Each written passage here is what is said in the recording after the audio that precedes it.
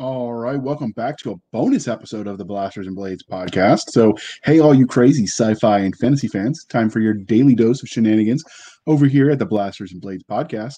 Just three nerdy veterans geeking out over our science fiction passions and fantastical fantasies, a place where magic is king, the sky is the limit, and space is the place. So, without further ado, let me tell you what we're doing right now. We're getting ready to release some of the archive that we found from when we were the sci-fi shenanigans. We're going to get those up there for the posts that were brought down. We thought you might enjoy them, and so without further ado, let us roll that beautiful. Oh wait, they're going to sue me. Play it.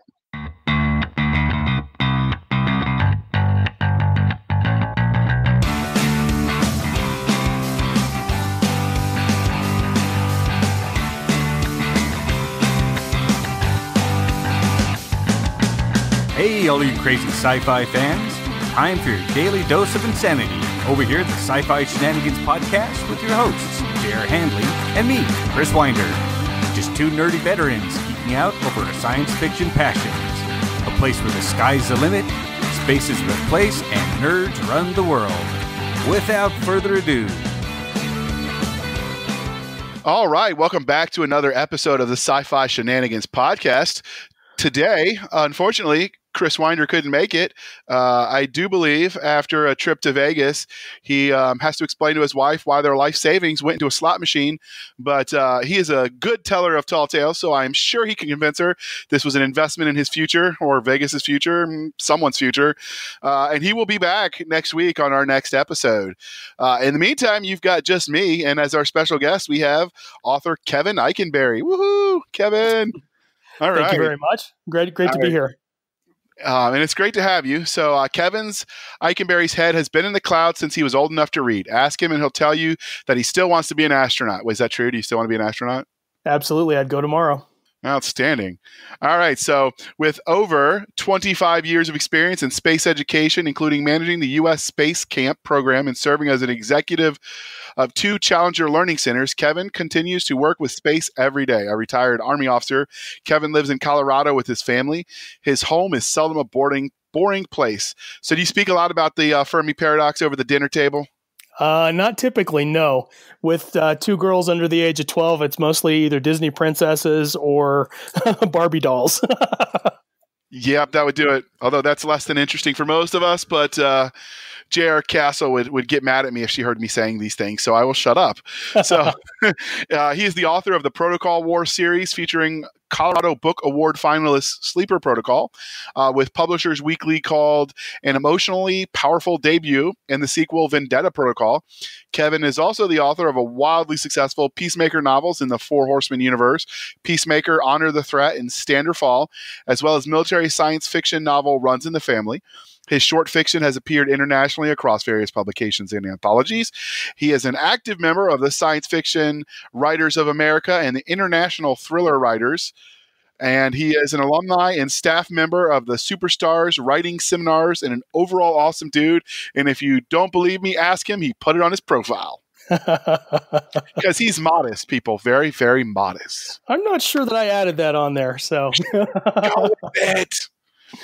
All right. So the next part of the introduction, dear listener, is how we found him. So I actually found Kevin through the Four Horsemen series. He's in a few of the anthologies, and he wrote some standalone novels in the universe. So when we started hunting for guests, Chris Kennedy messaged me and wouldn't shut up until we talked to him being Kevin. So here we are, because sometimes it's easier just to say yes to Chris Kennedy than it is to listen to him drone on. It is much easier to say yes. I can say that the whole Peacemaker thing came from me saying yes to Chris Kennedy when he asked, can I write a book, after I turned in a short story in the first anthology. And then after the first book, he said, hey, can you write 2 more? He's like that. Yeah, you say yes, it keeps him off your back, but it also keeps you very busy. It does. So let's get right into the interview. The religion question: Star Wars, Star Trek, Firefly. So I am a child of Star Wars. That was the summer I turned 7 when the first one came out. I saw it in the theater probably 12 or 13 times that summer. So I've always been a Star Wars kid, but not to say that I don't follow Star Trek. And then following Firefly, when Firefly came out, I actually never watched it. And when the movie finally came out, Serenity, I decided, well, I've heard a lot about this. I'm going to go back and watch the series, and I loved it. Firefly is a tremendous series, and I wish, like everybody else, that it would have continued. Those dang people at Fox, they're going to have a special place in the seventh circle of hell for that. I think we could stick some reavers on them, and they would maybe get the point. Probably. And that was a Firefly reference, people, if you didn't catch it. And if you don't know what that was, you should watch it and be ashamed of yourself. So yeah, we actually just had that conversation around our house. My wife said, "What's this Firefly thing?" I was like, "Oh, okay, time to break out the DVDs." Yes, I have them box set as well, and the follow-on movie. So yep. What do you love about science fiction as a genre? I think the thing that sticks out for science fiction as a genre to me is Ray Bradbury actually defined it as the art of the possible. And when you start looking at science fiction, in its early days, there was a lot of the gizmo stories. They would be on an adventure and they need a certain gizmo, or they'd have to build something to solve it. So it was kind of the engineering conundrum problem. And I think that kind of started the process for most of the modern science fiction, thinking about ways that technology and science can advance us. And so it really did, in that sense, become the art of the possible. And that's something that I've always gravitated towards. Intellectual answer. I would just say something about the pew-pew, but, we could be smart. For a reason, people. So what's your first memory of watching or reading or playing games sort of in the science fiction space? I'd say it's probably before Star Wars. I think I remember seeing, reruns of like Space 1999 on TV. And then, of course, that was back in the old days when it was 3 channels and you had to get up to go turn the channel, and then had the antenna with the aluminum foil on it. But then, with Star Wars, when that came out, with the action figures and the merchandising, and then the comic books and everything else, and then, of course, the novels that followed on, it became this big, gigantic universe that you could essentially hold in the palm of your hands in between the movies.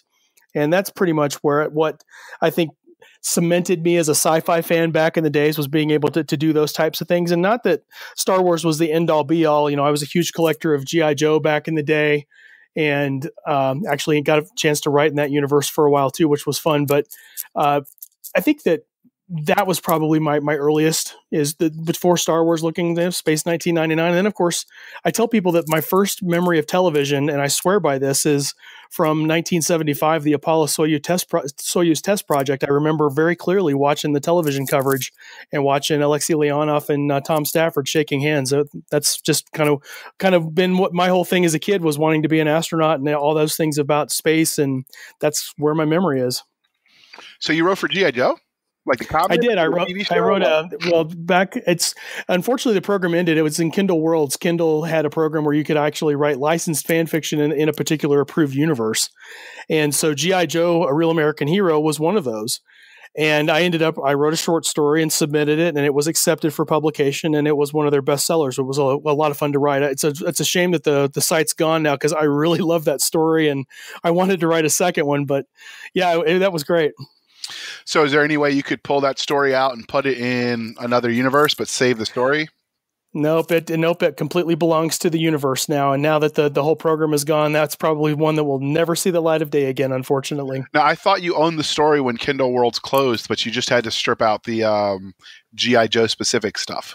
I haven't gone back to actually look at the fine print. You may be absolutely right. It's just something that I haven't gotten into. I've been a little busy with this thing called the Four Horsemen. So I know some people that had series like that, and they just stripped out the universe and re-released it without that stuff, reskinned it basically. Right. Although G.I. Joe is unique enough, it would be somewhat difficult to shoehorn it into something. So I don't know. Yeah, especially when we start dealing with characters and character descriptions and stuff like that. And I'm just thinking off the top of my head here, it would be really hard for me to do that in the universe and get away with it. Yeah, but anyway, it'd just be interesting. I'm sure, you've got fans that didn't get a chance to read it now. They're going to be like, curse you, I wanted to read that story. Well, we'll see what we can do sometime in the future. Who knows? So how did your love of the genre of science fiction transition into your writing stories in it? So I'm not one of those people, excuse me, that's ever said that they wanted to be a writer. I was told in high school I was a good writer. I was told again in college I was a good writer, but I did exactly nothing with that. When I was at Space Camp in the mid-1990s, we had a program at Aviation Challenge, which is the part of Space Camp that talks about teaching kids how to be high-performance jet fighter pilots. And we actually created a little fictional fighter squadron to fly missions against the kids. And then we created little intelligence dossiers about pilots. And then it kind of rolled from there into writing little stories. And that was the first time I'd ever really tried to write anything fictional. And we ended up, I think, between the bunch of us that were doing it, we're writing, I don't know, probably a dozen, 15 short stories. And mine will never see the light of day. Nobody will ever see them because I've gone back and read them and they're terrible. But that was kind of the first time I ever sat down and tried to write something. And then fast forward all the way till 2009. And I was teaching ROTC on active duty as an officer. And I was sitting at my desk one idle Tuesday afternoon, and I had an idea for a story. And I started writing notes on a notebook that I had there next to my desk. And about 2 pages into the notes, I thought, this is a book. How do I write a book? And I ended up, of course, being on a college campus. I talked to my boss and said, can I go back and take a college class? He's like, sure. So I went back and I took creative writing. And I turned in the first assignment. The instructor asked me why I wasn't published. And I said, I have no idea.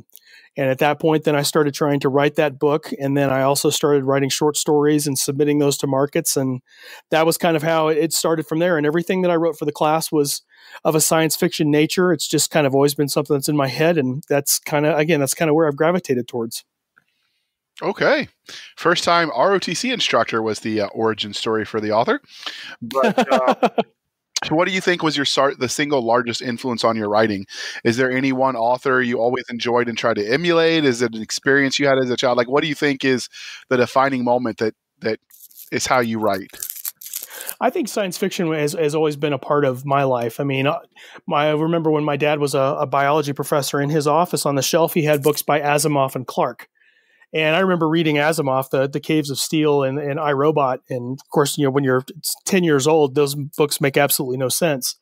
But then reading Arthur C. Clarke, I could kind of get into Clarke. And as I read a little bit more, and then of course Star Wars kind of blossomed that field out, I started reading a bunch of different things. The two books that stood out to me the most and have continued to be inspirations for me, though, when I was in ROTC as a cadet, was the first time I was handed the book Starship Troopers. And Heinlein, aside from writing a really good book, he really understood small unit leadership. And as a cadet learning to be a second lieutenant and being an officer, you have to learn what leadership is like. And so as you watch Johnny Rico go through his progression as a cadet, it really resonated with me that he's doing what he needs to do to take his unit to war. The second book that came into play was about the time I was graduating, was the first time I was handed the book The Forever War by Joe Haldeman. And that is one of my other inspirations, because I've told this story a few times, but I've always, when I had the opportunity to put the book in my cadets' hands, I would tell them that Heinlein was the book that told you how to go to war, and The Forever War was the book that told you how to come home. And I think between those two books, that kind of cemented the area of where I wanted to kind of put myself. That was kind of like my left and right limits of where I wanted to be in science fiction, was somewhere between those two. So I got those in the show notes if you've never read those two books, and we will go from there. So the transitioning away from the writing side, let's talk about it from a fan angle. So before we get into your specific books, have you got any cool fan art or had anyone cosplay your characters yet? So from the fan art perspective, this is actually one that I was involved with. I was starting to do character design ideas for Jessica Francis, because I'd had some people that had reached out to me about cosplaying her. She's the Peacemaker in the Four Horsemen universe. And I actually ended up reaching out to a friend that I had met at Denver Comic-Con, who was a comic book artist, Matt Haley, who's worked with both Marvel and DC Comics over the years. And I was talking to Matt about how I go through selecting an artist and what are the things that I would need to provide for the artist. And he said, well, what are you wanting to do? And I told him, he said, well, you've caught me between projects, so how about I do it for you? And so Matt and I then worked up, we have a print now, and it'll be something that we'll be launching. It's actually already out for the Four Horsemen universe. It was part of the Challenge Coin Kickstarter back about 8 months ago. But it's something that I have with me and I take out now so that folks can see that from a fan art perspective. And then I had a cosplayer at DragonCon, and I think with a little bit of recollection, she was probably cosplaying Black Widow from the Avengers.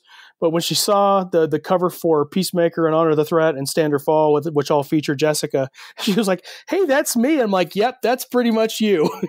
So I count her as my first cosplayer, definitely. Perfect. Perfect. So have you ever spotted anyone in the wilds reading your book? I have. I was at a convention, and I ended up, it was not a convention that I was selling books at, but there was someone that was sitting in the lobby with a copy of Sleeper Protocol, and it was one of those moments where I just kind of stopped and stared for a minute, and then walked around the rest of the day with a big, ridiculous smile on my face. All right. Did you go up and talk to the person? No, I probably would have stammered my way through that and be like, "Hi, I'm the author." I didn't do it. I just kind of took that moment for me. Take any pictures on the sly so you could save that moment? I know a friend of mine got a picture of it. Yes. Perfect. Perfect. So I imagine it gets harder the more technologically bound we get, because with everyone reading on their Kindle, you'd almost have to like be peeping over their shoulder, which is kind of frowned upon.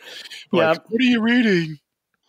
Yeah, if there was a way that you had a little sign that would show what people are reading, that would be great. But it also might be that whole invasion of privacy thing. Or awkward, depending on what they're reading. That's true. That's true. No, but all right. So finally, the weirdest or funniest story about an interaction with a fan that you've had since you started writing. So I was at Worldcon 2016, and I had a fan reach out to me about wanting to meet me, and so I said, "Okay, here's where I'm going to be."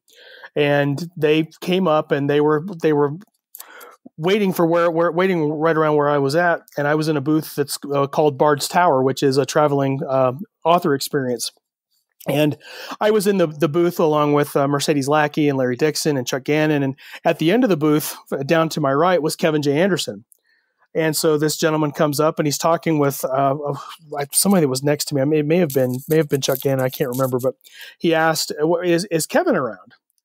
And everybody immediately points past me to Kevin J. Anderson. And then the guy comes back and he says, "I hear you're the Kevin I'm looking for."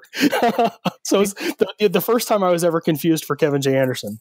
So Kevin J. Anderson, you and Mercedes Lackey and Chuck Gannon, what were you talking about? Oh, all kinds of book stuff. You never know. That was a tremendous experience, especially being next to Chuck, because the story is Chuck is the one that got me into the Four Horsemen. When he had offered to blurb Vendetta Protocol for me, when he sent that blurb back, at the bottom of the email, it said, "P.S. I'm going to get you in touch with Chris Kennedy and Mark Wandry, who are creating this universe I think you'd be a good fit for." And things have gone on swimmingly from there, you could say. Yeah, Mercedes Lackey is kind of fun too. She was at RavenCon 2016, I believe, so I got to meet her and her husband. Mm-hmm. Interesting people, and they stayed late to make sure they signed for everybody that was there. Yep, they are great. So, and I don't know how their hands didn't fall off because the line wrapped around the building. That's the way it goes. Yeah, they are awesome. So they must have like author workouts that I'm not important enough to get like the copy of, where they like somehow like strengthen their pen signing. I don't know. So you just get to the point where you have a signature that you can do with just a couple of moves and be done with it. Well, see, I could just scribble and look like a doctor, but nobody would know it was J.R. Handley. So I don't know that might defeat the purpose. So yeah, it might. You never know. All right. So this is the part of the interview where I list out everything in series that Kevin has written. So we have Standerfall, the Omega Wars series. We have Peacemaker, the Revelation Cycle, Book 6. And we have Honor the Threat, the Revelation Cycle, Book 12. I understand they're all part of a unified sort of trilogy, but they're spread out, interspersed in the larger universe, which is why I couldn't give you just a series name. He was in A Fistful of Credits, Stories from the Four Horsemen universe, which is obviously Four Horsemen anthology, Gareth Red Thriller series, the Protocol Wars series, Science Fiction Writers Sample 2014 anthology, Avatar Dreams, Science Fiction Visions of Avatar Technology anthology, the Infinity Cluster Digital Science Fiction Anthology Volume 2, the Runs in the Family, which is a standalone novel, Dragon Riders, an anthology, Writers with a W, Lancer 1 novella in the Imprint War universe, Quick Fic anthology, short story speculative fiction. We have Maelstrom, which is a standalone short story, and we have Illegal Digital Science Fiction Short Story Anthology. And I'm sure it's totally legal to buy it, so don't let the name fool you. We have Ascent, which is a standalone novelette, and Ship, Mines, and Ice Cream, a standalone short story. Does it come with a free like double scoop or something? It might. No, that's actually one of the very first stories that I ever wrote. I'm kind of partial to it. All right. Well, all those stories sound amazing. Today we're going to focus on The Protocol War series. I picked the series because I haven't heard him talk about that. And we've done a lot of Four Horsemen stuff lately, so I didn't want to, make the audience get bored. Oh, those guys again. So how did you come up with the idea or premise for the series? Where did the spark of inspiration come from? I don't know that there was any type of particular spark. I was sitting at my desk one day, and of course, this is where I say, hi, my name's Kevin, and I have a notebook problem. But I had a notebook there next to me, and something I would write little notes for stories and whatnot. And I flipped over a page, and I wrote a line, and the line was, I remember being born with great clarity. And at the time, I thought that was going to be like the ultimate starting line for a novel ever. And when I got a chance to sit down and look at that and kind of go where my brain was looking, it just kind of started to piece together the story. And that's really kind of where it came from. And it became a story of a soldier from our time who wakes up 300 years in the future without his identity. He's given 1 year to essentially wander the world and figure that out. But along the way, he also has to figure out if that future world's worth saving. Interesting premise. So that premise, it sort of reminds me of Scalzi's Old Man's War. So was that intentional? Actually, no, I had not read Old Man's War when I wrote Sleeper Protocol. It was something that after when I had gotten through and I pushed it out to a couple of my friends, one of my friends had reached back and said, hey, you need to read this book. And then I had another friend that suggested I read the Unincorporated Man by Eitan and Danny Collin. And so I went back and read both of those books and made sure that I was not doing anything that was, stretching the realm of stealing their ideas or anything along those lines. And all of those were fantastic books. So you did go back and read the draw a blank. The Old Man's War. You ended up reading it. I did. Yeah, I thought John did a great job. He does character very well, and he is firmly committed to the characters in his universe. And the Old Man's War is a tremendous book.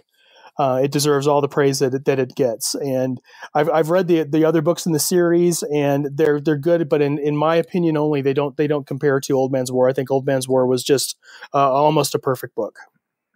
Almost. So what would make a perfect book? Oh, geez. Now you're going to put me on the spot. I think that the thing I wanted with Old Man's War was I wanted more. I wanted a little bit more of it. I think it could have been a little bit longer. I think it could have taken his story, John Perry's story, and gone a little bit more with it. Okay, so I also detected some shades of the Joe Haldeman's Forever War, which you mentioned that you read. So do you think that series inspired you, or was it more just a subconscious thing?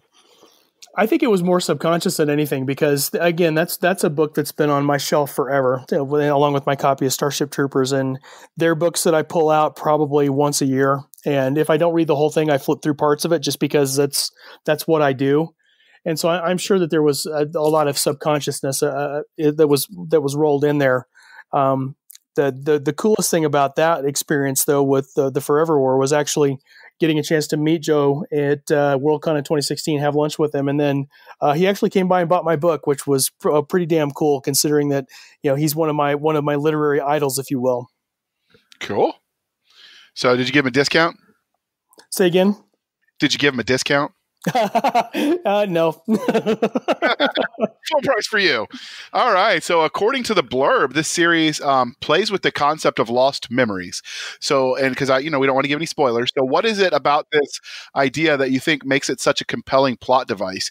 We've seen this in tons of books. So why is it an enduring trope?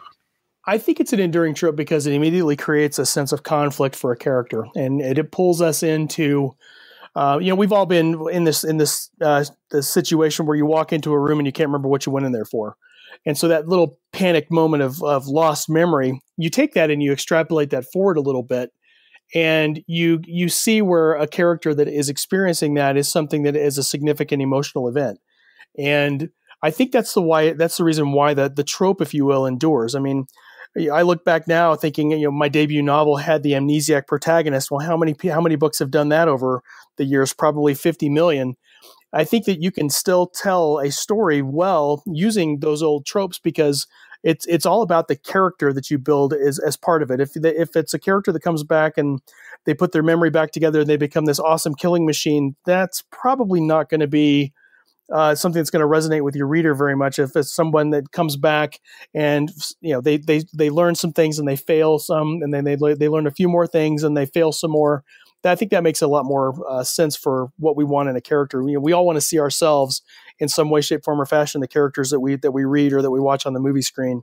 And if you make them, the perfect killing machine, it's not going to work. Well, I mean, it worked for Total Recall and the Bourne Identity. It did, but even with the Bourne Identity, I'll skip Total Recall because I thought that was not really well done as far as going back to Philip K. Dick's original story. But looking at the Bourne Identity, the thing that brought the Bourne Identity to me more to life was the portrayal of Jason Bourne and the portrayal of the character, because he had all these things and it was all instinctual the way that he responded. So when you had the action sequences, you believed what was going on, but it was more Matt Damon's portrayal of and the emotions of going through, trying to figure things out. You'd see him at the highs of putting things together. You'd see him being frustrated and being mad that he couldn't remember things. That, I think, tied it all together from the character development piece, was how that was portrayed. Okay. I didn't realize the Total Recall was a short story. Yeah, it was one of Philip K. Dick's. I can't remember if... We Can Remember It For You Wholesale, I think, is the story that spawned Total Recall. I may not be completely right about that, but I think that's it. I will look it up and we will find out. I'm sure a quick Google search will solve that. So we are all good, and it will be in the show notes, dear listener, if you are curious. So the Protocol War is clearly a series. The books are, because, well, you said so on Amazon. You have 2 books out in that series. So what's next for their characters? Is it done? A duology, or is there more? No, there will be a 3rd book. It's probably going to be something I'll be writing this spring once I finish the current 4 Horsemen book I'm working on. And then it'll go through the publication process. That one's going to be called Eminence Protocol. And the intent is that will end that particular trilogy. But because that's the imprint war universe that I created, I think there's more stories there. I'm just not sure when exactly I'm going to get around to them. But this will complete this particular trilogy of the Protocol War. So it'll complete the trilogy, but not the universe. Right. Okay. So we, looking at the time, it is about the time, dear listeners, where we pause and we shamelessly shill for the man. But stick with us and we'll be right back. Well, hello, all you beautiful chicks and dudes of all sorts. This is Suave Rob Suarez, the XX Daredevil star of Suave Rob's amazing Saving Association, here with another saving tip, totally free from me to you, to help you save your so you can live to sit another day. Now, back in the day, when dudes were dudes, this one dude, Benchmark Bob, buddy of mine, he had this little accident. He tried frying up an egg when he was totally hammered, so he washed a pan, then didn't dry it, then put a load of butter in it, then turned on the heat. Well, when you do that, chicks and dudes, the water makes the oil go splatzo all over your own personal face. And good old Benchmark got his bench marked, if you know what I mean. Like, when he took his apron away from his face, it looked less like a face and more like someone had stepped on a pepperoni pizza. I don't like to think about it.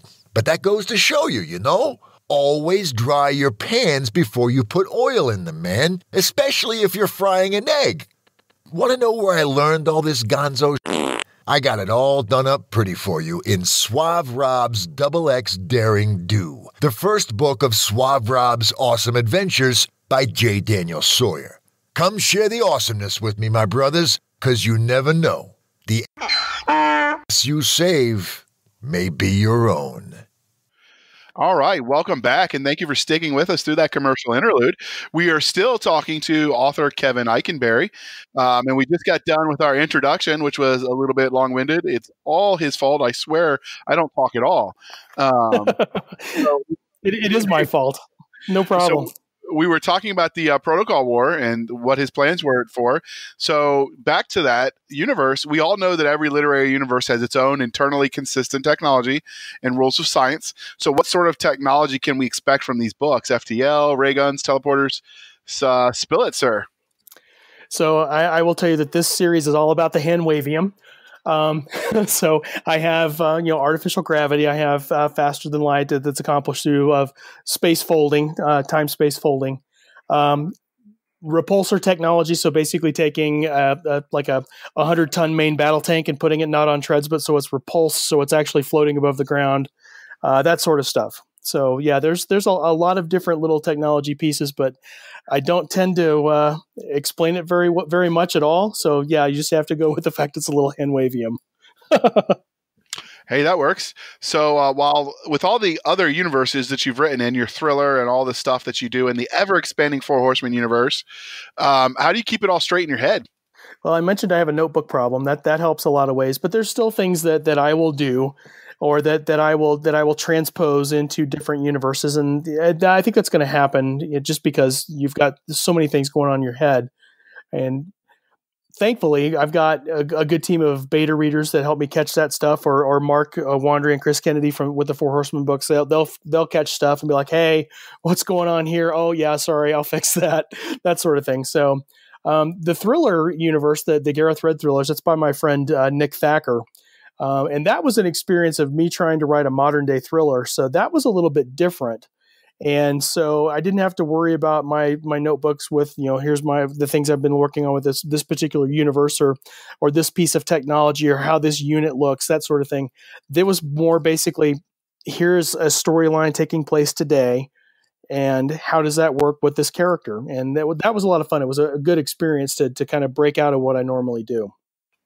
All right. So did you find it different writing a thriller versus writing science fiction? Very, very. The thriller was very challenging. I mean, keeping up the pacing, keeping up the adrenaline of the book. I mean, it's a short book anyway, but just trying to keep that pace and keep that going so that there's always something happening in the next turn of events was very challenging. I think it's going to play well in with some of the other things that I want to write later on. But it was very cool to actually put down the science fiction pen for a while and pick this up and go. All right. So are you ever worried, and this is the one Winder normally asks because it's his paranoid delusion, but are you ever worried as you keep writing more books, you'll eventually go to a convention and find a fan who knows more about a specific universe than you? I would love that, because I'd probably pay them to put some of those ideas and notes down on paper for me. I would totally love that. When they ask, like, oh, the deeper meaning, oh, did you really mean, was this symbology of fill in the blank? I'm just like, you caught that? That's the best answer. You just go with it. I again, going back to Ray Bradbury, there's a story I think about him sitting in an English class, and they were talking about, or it may not have been Bradbury, it may have been someone else, but talking about why the drapes in a particular room were blue and that they symbolize this particular thing. And he's like, no, they just were blue. That's how I saw them. So I've heard that. There doesn't have to be a deeper meaning to everything. I've heard that about Robert Frost on a Road Not Taken, about why he went left and versus right. And he said essentially the same thing. So I don't know if that's true or if it's just one of those tropes, but the idea is sometimes a cigar is just a cigar. Exactly. So, that's exactly it. Totally feel that one. So is this the Protocol universe? Is that one you see having room to expand with other authors, like the Four Horsemen world you play in, or are you going to keep this one all to yourself? I don't know at this point. I think that I want to tell a few more stories there, but I've had some interest in other folks of being able to look at this, because the idea with the imprint war is that there's 200 soldiers from the 20th century who had good enough DNA samples and memory samples that were taken from basically studies for mild traumatic brain injury. And those scans and their DNA samples were enough that they could actually graft them together and imprint their memory on a genetic descendant. And so, I've told one story and runs in the family. I've got another one in the Protocol War series. So there's 198 that are still out there. So there's room to play if I want to do it. Now, do you ever say why the people from the future can't do it? Yeah. So basically what's done is that, in that particular universe, Earth has reached a state of passivity. We are completely at peace. There is no war. Armies don't exist. There is nothing along the lines. I mean, it's basically, you would think it's like a utopia, but it really isn't. It's still the people in power doing what they do, but essentially the population has been pacified. And when they realize that there's this intergalactic threat that's coming, they have no one to wage war. And so that they reach back to the 20th century with these very rare samples to try to do so. There is I'm drawing a blank. There's an Army guy that wrote one similar to that, and I can't remember his name. I want to say it was the Peacemaker trilogy, but that doesn't sound right. That would be me. No, I mean, it's similar, but it's basically the same premise that humans became very passive. So I will find out the name of that series because there's another Army guy that wrote it, and I'll get that in the show notes. Dear listener, cool. Yeah, I'd like to see that.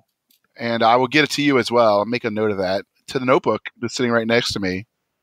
All right. So I will get that, dear listener, rather than you listen to silence while I try to remember. Maybe it's the Peace Warrior. Maybe that's it. That could be it. Yes, it's the Peace Warrior trilogy by author Stephen L. Hawke. Oh, okay, cool. And, I will look that up. It's a good story. I beta read some of the follow-on books, but he's hardcore dedicated to his series. He tattooed some of his characters. I'm not that dedicated. Sorry, dear listeners. So the series has aliens in it. So how did you come up with them? Do you let nature inspire you with sort of analogs, or you try to create something from whole cloth? A little bit of both. There's certainly things. I mean, when you start talking about creating an insectoid race, you tend to gravitate towards things like a praying mantis, that sort of thing. When you start dealing with other races, I mean, there were different things that I saw, combinations of something like the creature from the Black Lagoon crossed with a predator, that type of thing. So you start putting some of those things together, and then some you just kind of spin out of thin air and just kind of go with. So there really wasn't a conscious effort to design the aliens in advance. It was, here's an idea of what the species name is, and then I see them as an insectoid race, and then go. How do I describe that, and how do I put that together and go from there?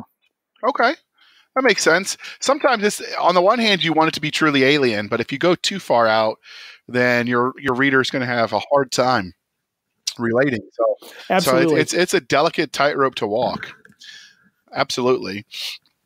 So this series also has AI in it. So do you think this will be good for humanity? How far into this topic do you delve in the story? And this is going to be a long block from you, so I'm just going to set this up. And are you in agreement with Stephen Hawking and Elon Musk that it's a bad idea? I for a long time I thought that AI was not a good thing, and AI is pretty smart. Don't get me wrong, but I think that as we see artificial intelligence continue to develop, I think there's going to be a couple things that we'll see that'll be interesting. I think that that an AI is going to know us pretty well. I think that it can reflect I think it could reflect our ways of thinking. I think it could essentially know everything that there is to know. That they would really understand us pretty well. I mean, imagine your parent looking over your shoulder. I think that's kind of what an AI could end up being. I think that they could have honesty to it. I mean, Hugh Howey had a little, I think it was an essay on his website a long time ago that talked about it. I think he called it a perfectly polished mirror, that an AI would be looking at us and basically reflecting who we are as humanity. And we get a lot of the AI is going to kill us out of fear because, well, we're human beings and we often live in fear. And I think that we don't understand how adaptable we are sometimes. And I think AI will learn that and would be something that I think it would benefit us, honestly. And certainly there are some things that to be leery of. And I think that as it continues to be developed, I think it will be something that will end up benefiting humanity on the whole. Okay. So will you in the future bow down before your robot overlords? Nope. Nope. You will die, sir. They will kill you all. But all right, enough joking. So the other part of the interview that we do is I've skimmed, as we skim the reviews. So the reviews help the right reader find the right book. So please be kind and speak your minds on the reviewing platforms. Your first book in the series has 51 reviews with a 4.5 star rating. They all mention that your characters were engaging. So how do you go about crafting such fun characters that your readers love? When I was going through the process of outlining that book, I was working with a mentor, a gentleman by the name of Lou Anders, who at the time was the editorial director at Pyre Books. And Lou told me something that sticks to me every day that I write. It's that your book is a movie in someone else's head. And when you start looking at constructing a character, again, we want to see a little bit of ourselves in characters. And especially if you think about movies that you really enjoyed or movies that you really hated, it was probably revolving around the character. There was something that was unbelievable about a character in a movie that you hated, or there was something about a character in a movie that you watched that really touched you at an emotional core. And when you go into constructing your characters and you're looking at who they are and what they want and what they think they want and how that changes over time, that's where you draw a lot of readers in, because you give them that backstory, and then you show your characters failing. Your character's not going to pick up a lightsaber and save the universe. There's going to be efforts there where they're going to be learning and they're going to be failing, but the process of those failures continues to move them forward to that time that when they jump into an X-Wing fighter, you can believe it. That's kind of the way I've always approached character development, is give the audience something that they can see themselves in. Luke Skywalker, we were all whiny at one point. We were all whiny teenagers. We wanted to do something that our parents didn't want us to do. And that's how Luke starts. And so when you see that in the original Star Wars movie, you're like, hey, that's me. I know that kid. And it kind of goes from there. But if Luke doesn't change over the course of the story, when he jumps into an X-Wing at the end, we don't buy it. Okay. So continuing with the analysis of reviews, which I look at before buying the novel, I see that your negative reviews all mention that the novel starts with a slow burn. Now, this style of storytelling is loved by some and hated by others. So knowing that as you've read the reviews, would you do it differently if you wrote it today? Or are you satisfied with the slow but dramatic storytelling style? I wouldn't change it. Again, you're dealing with an amnesiac protagonist. So my protagonist wakes up in a wheelchair overlooking Circular Quay in Australia, and he understands where he is because he's been there before, and it's his first fortunate encounter with his memory. But there has to come a time, especially with that particular story, he can't just suddenly pop in and go, "Hey, I'm back." Again, we don't believe it. There's going to be that moment of the things are different. What's going on? And there's asking questions, and his anxiety level is going to raise as he starts seeing more things that don't fit with what he remembered. And so you have to have a little bit of that slow burn. The reality is, with that particular book, the opening sequences used to be a lot longer. I think we ended up losing quite a bit of word count out of those opening chapters.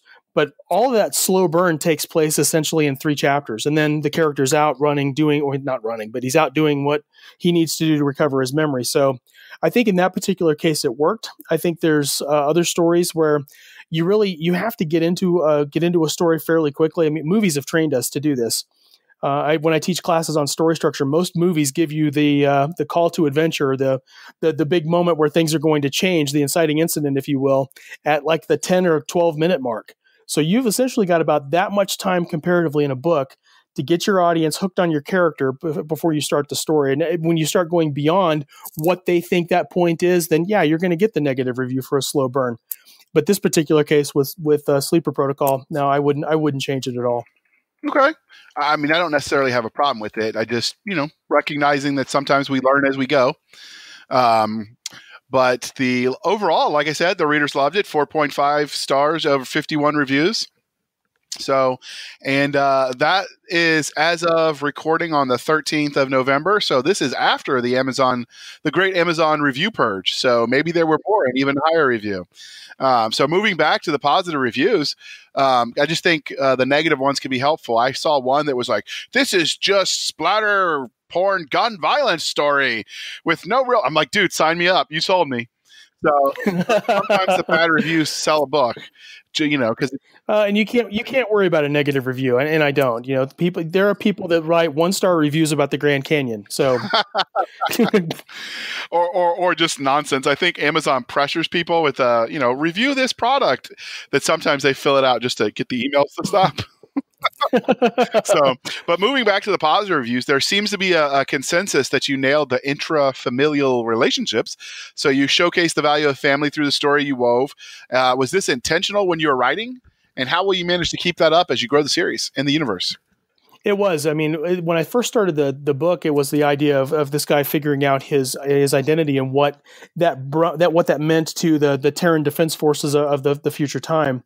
And as I went through writing the story, it ended up becoming that the theme was more about home.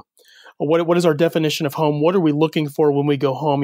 Tom Wolfe talked about, I think it was in Bonfire of the Vanities, that you can't go home again. And what does that really mean for someone who's woken up essentially out of time?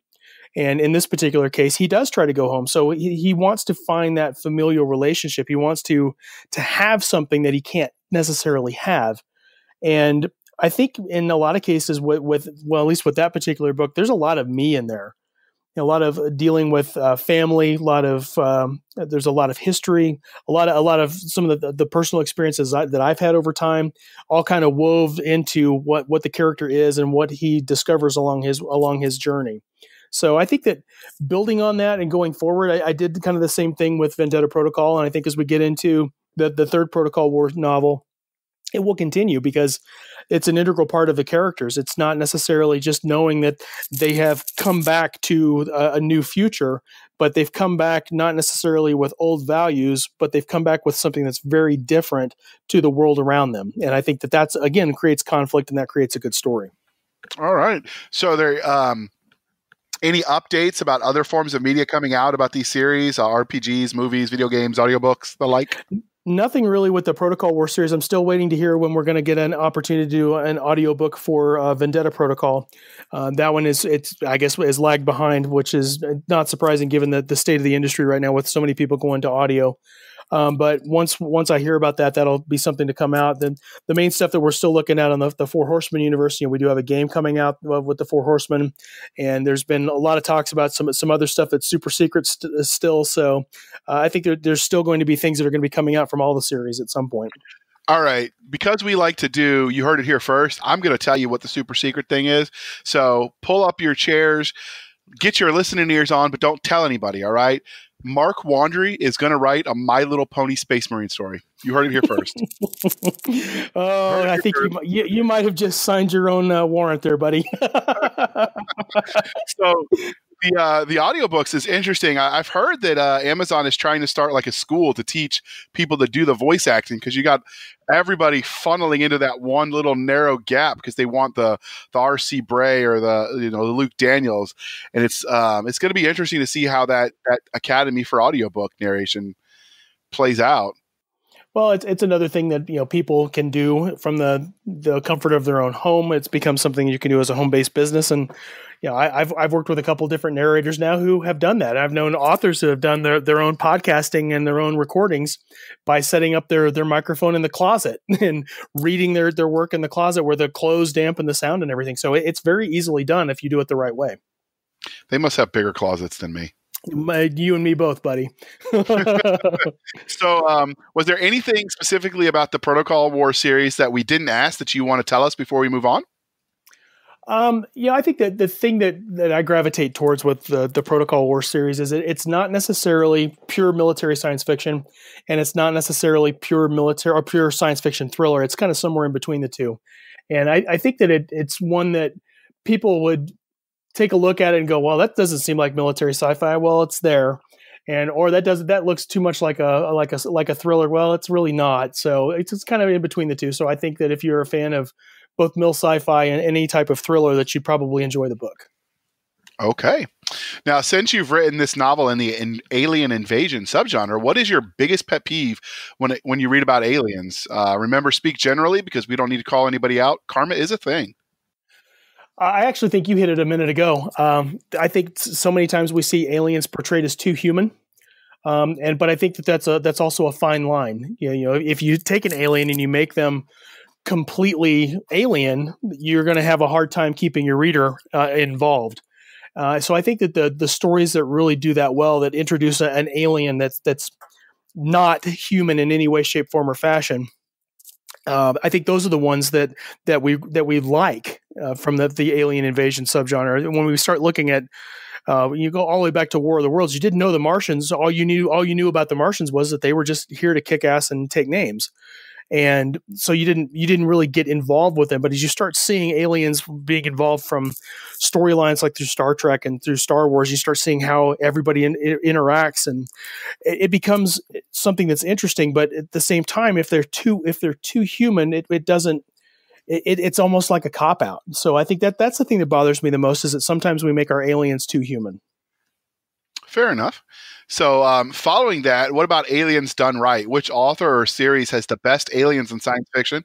Obviously, you'd give yourself top billing. So other than you, who would you pick? There's too many to name, honestly. David Brin has done some great stuff with his Uplift books. Chuck Gannon's Kane Riordan series is a fantastic series where he really differentiates the different alien races and their capabilities and how they understand. Chuck Gannon. Okay. And his what series? I'm sorry, you cut out for just a second. Oh, sorry. Yeah, Chuck Gannon and the Kane Riordan series. Yeah, that's Fire with Fire, Trial by Fire, Raising Kane, and Kane's Mutiny are the 4 books that are currently out in that one. And Chuck does a great job with his aliens as well. When you look at how different alien races, I'll plug some of the 4 horsemen as well. Dealing with the different alien races, I think I can't think of any of the authors out of the 4 Horsemen universe that have not done that well. Mark Wandry's done it well. Chris Kennedy and Casey Ezel, Marisa Wolf, Christopher Woods. Just basically, anytime you can get into an alien's head and make them real, but make them alien enough that they're not a human, dressed up in a costume of any way, shape, form, or fashion, that you've done that well. And like I said, it's a fine line to do, but I think the 4 Horsemen guys have all done it very well at this point too. Okay. All right. Well, not that you're biased because you wrote in that universe, but we'll go with it. Well, you got to remember too. It's what I've been reading a lot of as I've been writing books too, because there's so much interest in the universe now, and it's grown so quickly over such a short period of time that if I'm not reading a lot of those books, I'm getting left behind. Absolutely, I totally understand. So, all right, I have to ask, since we were talking about aliens, do you believe it? Are there aliens out there? Oh yeah. Yeah, I don't know what they look like or whether we'll ever find them or not. But the universe, the scope of the universe is too large. I don't think we are alone by any way, shape, form, or fashion. Totally agree. I'm not necessarily saying that they have to be like sentient creatures, but at a minimum, we're going to find some sort of, even if it's microbial, we're going to find something. Oh, absolutely, absolutely. So, and if it's microbial, technically that makes it alien life. It does. Although there was an interesting article recently on space.com and about Mars, and in order to go there to test it, to find out if there is, microbial life or whatever, we've already contaminated it by the very act of being there. So how do you rule out, what's just contaminated and mutated and whatnot? It'll be an interesting field of study as we start getting to the point where we can colonize the stars. Absolutely. So you also set this story in the genetic engineering subgenre. So what do you think it is about these types of stories that appeal to readers? What makes that field of storytelling compelling? I think it's compelling because, as human beings, we don't want to get old. We don't want to get sick. We don't want to die. We want to be young and vibrant and healthy. And the things that we could see being done in science fiction, things that have become more science reality in the last 100 years or so, I think it's going to continue to be a compelling subgenre because people want to see how far we can push the human body. There's a story by Arthur C. Clarke. I can't remember it off the top of my head, but the story is about a guy that's running a marathon on the lunar surface, and he's running in a spacesuit. He ends up getting beaten by a robot, but he talks about at the end of the story that the next year or so afterward, they did another race, and the guy that won was actually a human being, no spacesuit, but he had basically been vacuum proofed. And so he was actually able to breathe and to exert himself and run across the lunar surface without a spacesuit. So those types of things I think are compelling because, again, it's just seeing how far we can push the human body. Okay. Would you take the upgrades? Oh, absolutely. Yeah. I could use some of those nanites that, make you young, skinny, and live forever. I'd take that. Oh, absolutely. Yeah. I mean, in the Protocol War series, the protocol is basically a guidance package AI that's mounted in the subject's neck. And so it's a computer in his head. And so he's talking to this computer and having that. Yeah, I would do that in a heartbeat. It would make it where I don't feel like I'm talking to myself all the time. Well, cell phones already gotten rid of the crazy man wandering around muttering to himself. At this point, you just put one of those Bluetooth things in your ear. It doesn't even have to be on, and people will just assume you're not crazy. That's true. I mean, speaking for a friend, of course. So, yeah, you have no experience with this whatsoever. None whatsoever. So, within the genetic engineering subgenre, what is your biggest pet peeve? The one thing you wish all these books wouldn't do? I think the one thing that I wish the books wouldn't do would assume that there's nothing that's incurable. That we have at our beck and call, we have the ability to do everything. I was thinking about this question earlier, and what came to mind was Star Trek II: The Wrath of Khan, and there's the whole thing with Kirk's eyeglasses, and Bones gets them his reading glasses because Kirk is still he's allergic to the medication that would allow him to have perfect vision. So, it's kind of the antithesis of Life Finds a Way from Jurassic Park. It's, your body is still going to have idiosyncrasies. So we can't just assume that we're going to be able to eradicate everything and everything is going to be perfect. There's still going to be things that are going to happen within our bodies that we don't explain. There's still going to be interactions with things in our environments that will cause harm to us. I can say this from experience. I survived a necrotizing fasciitis, a skin-eating bacterial infection, and that's pretty scary stuff when you see something that's trying to attack your flesh. And so there's things out there that are still going to elude us scientifically. So I think that from genetic engineering perspective, we can't say that we've solved everything because nature's going to continue to find a way around that. Or mutate what you do solve, and then it's a new problem. Exactly. Yeah, or some type of mutation. Something will happen. I mean, like you talked about with investigating microbial life on Mars. As you start messing with something, you risk the opportunity, or you risk not the opportunity. You risk the I just lost the word. You basically risk contaminating that and causing a mutation. Yeah, I like that. I don't know if you ever played the video games, the Halo games, but there's a bunch of books out too. One of the characters in that universe was, had to hide the fact that he had the sickness related to the hypersleep and all that stuff that they do before drops. So I like the idea that, as you develop new technology that yes, you might solve this, but you have these other problems that come in. Right. And that was also Johnny Mnemonic movie. And then it was also a Philip K. Dick story. And the idea there was that the exposure to technology caused a disease in humans called the black shakes. So you have, again, exposure to different things causes something else to mutate or to happen. I think, the idea that everything is perfect gets a little boring. So, but all right. So what is it among, or who among the genetic engineering novels do you think does it right? Which are your favorite? At the risk of keeping this short, I'll kind of put it to where what I consider one of the standards was Michael Crichton. Michael Crichton did Jurassic Park, obviously, which if you've not read the book, you definitely need to read the book because it goes a lot more into the science aspect of how they created the dinosaur clones and that sort of thing. He also did it. I'm trying to remember. Well, the Andromeda Strain, and then there's another book that I can't remember of his off the top of my head. But he applies the science to it and makes it readable. And of course, when you're writing science fiction, especially the harder, more literate science fiction, you've got to make it palatable to even the reader that's going to pick up the book in the airport. And I think that's what Crichton did very well. So when you actually read the book, you have an understanding at a kind of a very macro level of the science that's going on. So it puts the pieces together that you may have forgotten since freshman biology in high school, but it puts those together. You're like, oh, okay, yeah, I totally get that.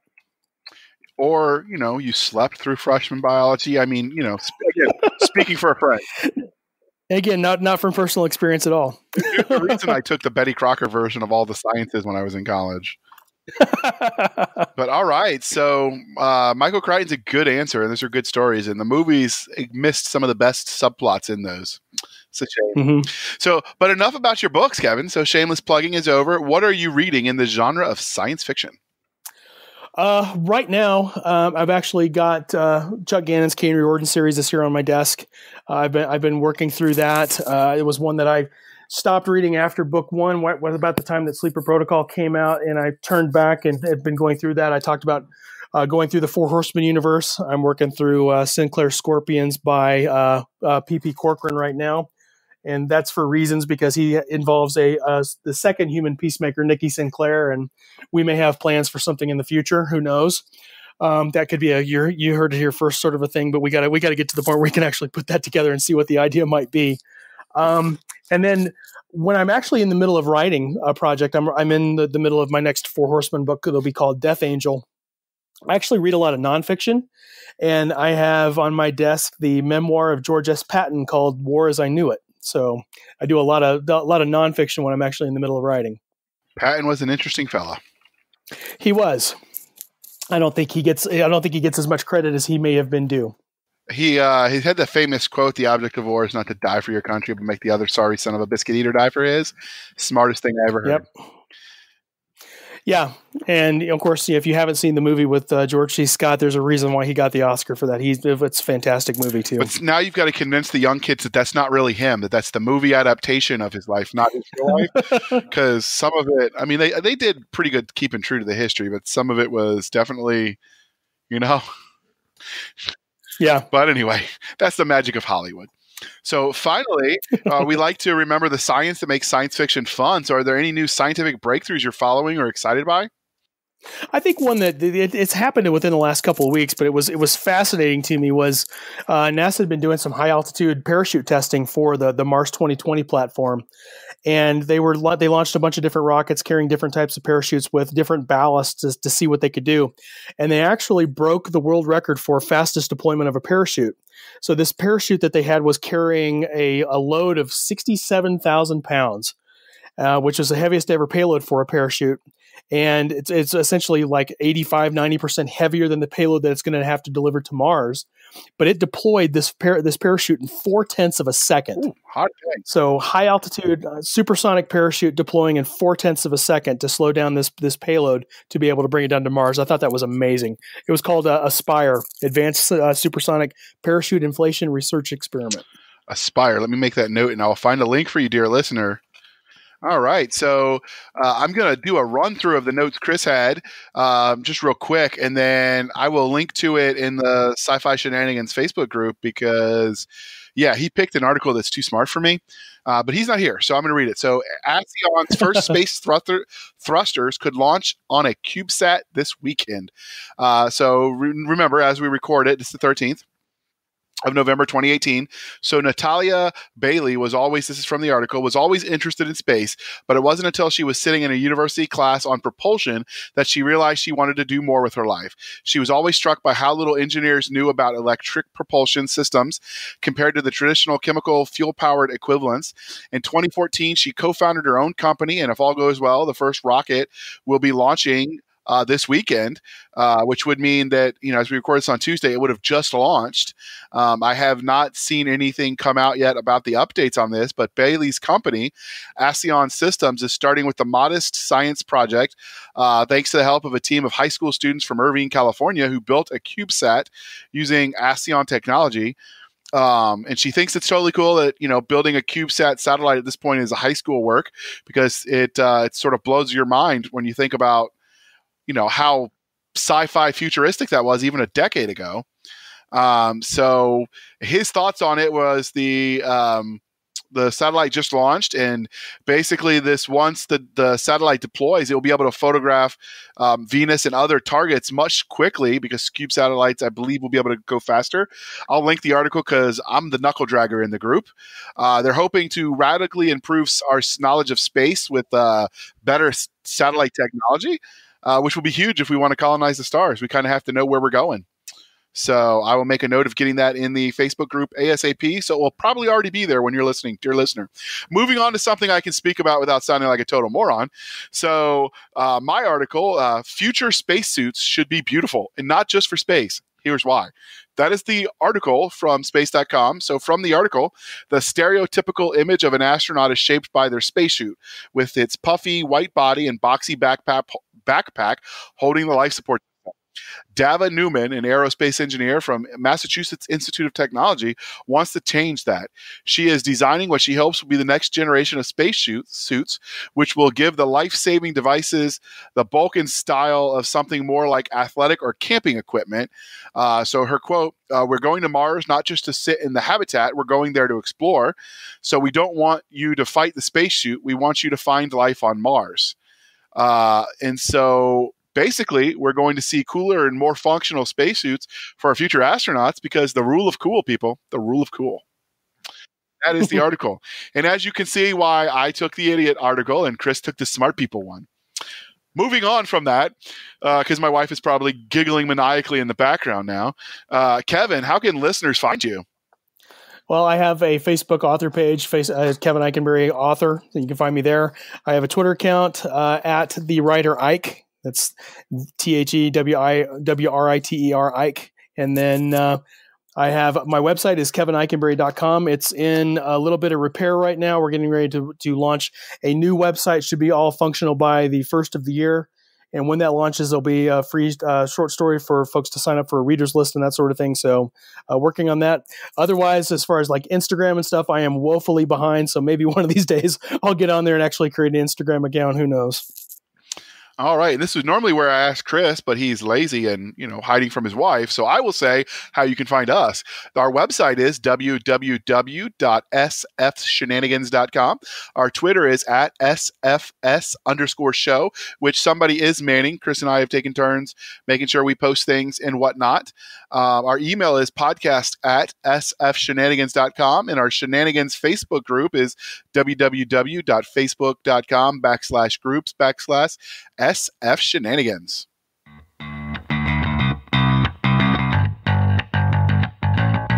Thank you for spending some of your precious time with us. For Chris Winder, I'm J.R. Handley, and this was the Sci-Fi Shenanigans Podcast. We'll be back next week at the same time, where we'll indulge our love of space and all things that go boom. All right. Thank you for sticking with us through that archived episode that was in the digital memory hole that we found. We thought you'd enjoy it. So thank you for spending some of your precious time with us. For Nick Garber and Doc Cisca, I am J.R. Handley, and this was the archive for the Blasters and Blades podcast. We'll be back at our regular scheduled time, where we'll indulge our love of nerd culture, cheesy jokes, and all things that go boom.